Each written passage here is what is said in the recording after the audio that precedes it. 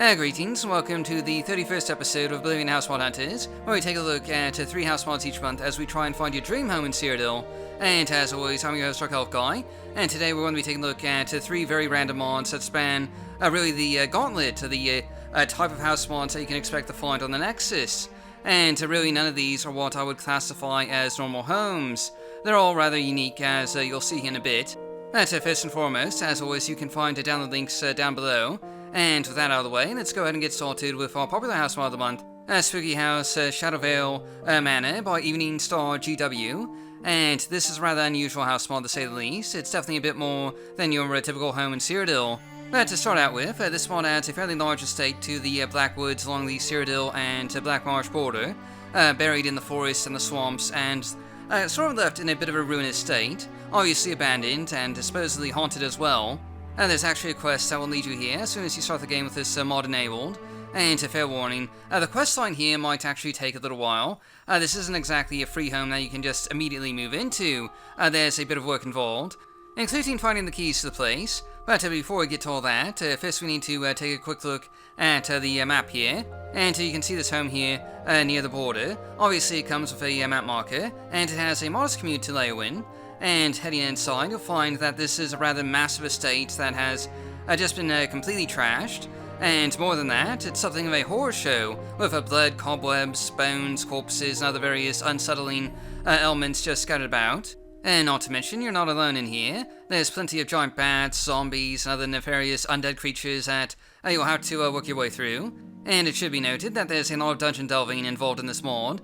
At the very least, a couple of hours if you try and, complete everything. And you'll need to have a fairly high level character here.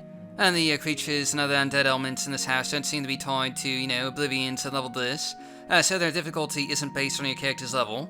And anyway, we're just going to be skipping most of the dungeon delving here. And also most of the questing elements, so as to avoid spoilers and all that. But once you do finish the quest and, kill everything and all that, you'll be able to lift the curse on this house and buy various upgrades for it, scattered across several different merchants around Cheydinhal. Now, I'm not exactly sure how much this will all cost exactly, but I've estimated that to get all the upgrades for this house, you'll need to spend about 80,000 gold, so this place, doesn't really come cheap. And in any event, after you finish the quest line, fought through all the dungeons, and purchase all the upgrades and all that, you'll finally find a rather extensive player home to call your own, as you can see here. And we're going to begin our tour of this house mod in the living quarters, which on the lower level here includes a small lounge, a kitchen, and a small dining area, though this isn't the main dining room, as we'll see here in a bit.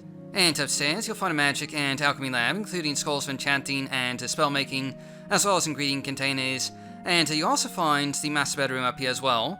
And you may notice that this house really has a, sort of a gothic appearance about it, with a lot of clearly dark aesthetics and all that, like strange paintings, various skulls just scattered everywhere, blood stains on the floor, cobwebs dangling from the ceiling, and so on and so forth. Even though this is a player home that can be used by anyone, it does seem to be designed for, darker players or even vampires. And indeed, it does come with 2 servants that can finish your every need, and they do just happen to also be vampires themselves. And anyway, moving on to our next room here, you'll find a small study up in the loft here, one of several scattered throughout this entire, massive home, including a desk and access to an outdoor balcony. And moving on downstairs, you'll find the basement, which has been refurnished with an alchemy lab, including a set of alchemical equipment and, ingredient containers and all that.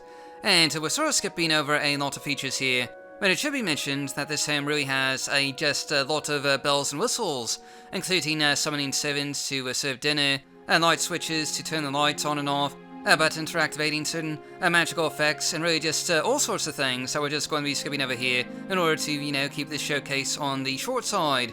But anyway, one of the other rooms that you'll find here includes a set of bathing chambers, including a rather large pool of water to, just soak in and relax after a long day of presumably doing evil deeds.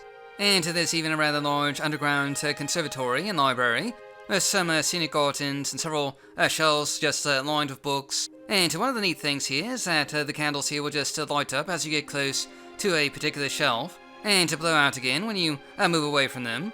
And of course, there's a lot of rooms here that we won't be taking a look at, But suffice to say, you'll find a number of bedrooms, including some for guests, as well as secret passageways, hidden chambers, and all sorts of things that you might expect to find in a large haunted mansion like this. But real quick, I did just want to show the exterior here again, because this manor does actually update when you lift the curse, giving it a more pleasing outward appearance, even if it still does look, very much haunted, even with the flowers and ivy and all that.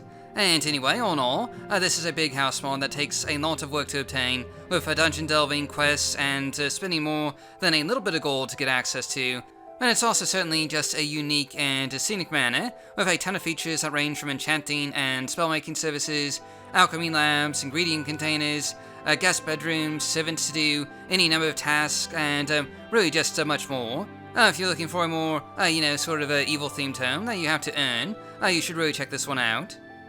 Moving on, our new house mod of the month is Jahiza's Cheydinhal home by Jahiza, and I do apologise if I mispronounced the name there. I'm really not entirely sure how to pronounce it.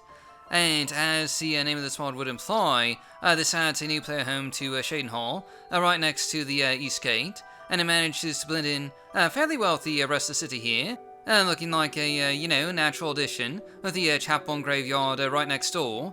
You can see this home on the map here. And since it's already, right next to a map marker, it really doesn't need one of its own.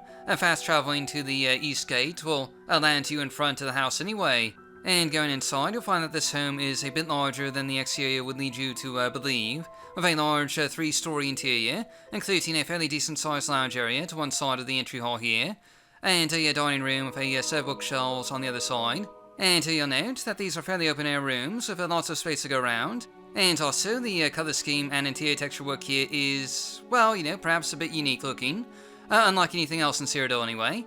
And there's also a set of guest bedrooms down here, with about 3 beds in total, that can be used by NPC staff or, companions if you have any. And either way, it's a rather charming looking room. And moving on, upstairs on the second floor, you'll find a fairly large room that basically amounts to a study and a library, with a desk, bookshelves, a display case and whatnot. Again, there's a fair amount of empty space here, which I suppose could, potentially be used by a finished mod if you just happen to have one installed. And in any event, there's also a master bedroom naturally, including a seating area and a closet with a modest bit of storage. And up on the top floor, you'll find another study-like space with alchemical equipment, as well as more storage and one last bedroom that you could potentially use.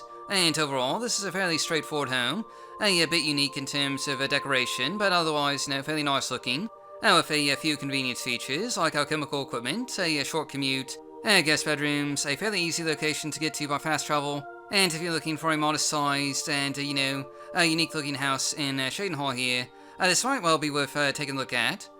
And finally, our underrated house mod of the month is the Rift by Lemunde.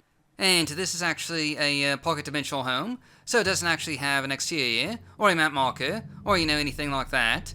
You can buy a spellbook, which will allow you to teleport to this home from a merchant in Leeuwin for about 7,000 gold, which, isn't too expensive. And this is a pretty simple pocket dimensional home. It doesn't really have a lot, just a bedroll, a campfire, a dining area with a table set for 2, some crates and a chest for storage, and a fair number of weapons and armor decorating the walls here for you to use if you want to, in case you need some, extra weapons. And obviously this home is sort of in its own little world space here, and you can summon it at any time to just drop something off or to rest after a long adventure. And there's not a lot here, but still it's convenient, and it does have some scenic, background landscapes. And all in all, this is a simple home, ideal for the budget adventurer looking for their first pocket dimensional home here. And that wraps up today's episode of Oblivion House Mod Hunters. As always, down the links are down below, and we'll be back in about a month or so. And anyway, thanks for watching, and I'll see you all next time.